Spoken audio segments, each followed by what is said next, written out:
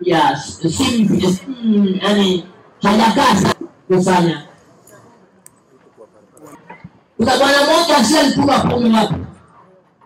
Tungetaka kufanya pilot hapa Dagoretti, vile viongozi wa wananchi, vile administration na vile polisi, National Police Service wanaweza kushirikiana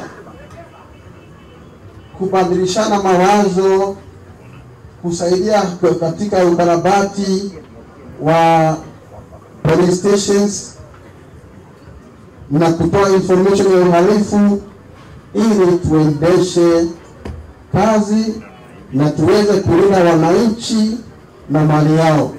Ofisi yangu nikamwambia, wewe nimesikia utapigwa risasi. Akaniambia, mheshimiwa nipe 5,000 niende nyumbani. Nikamwambia, uwezi toa wizi Nairobi upeleke Western. Huyo Madole, kama unajua Madole, alipigwa risasi hapa Lamington akafa. Vijana 8 ambao waliuawa Mgama ni hapa Kawangware.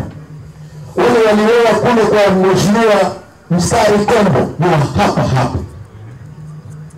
Hao waliuawa juzi ni hapa. Wale waliuawa pale checkpoint ni hapa. Hao ni vijana wengi ambao wanajua. Wengine wakaniambia, mheshimiwa nataka kurudisha bunduki.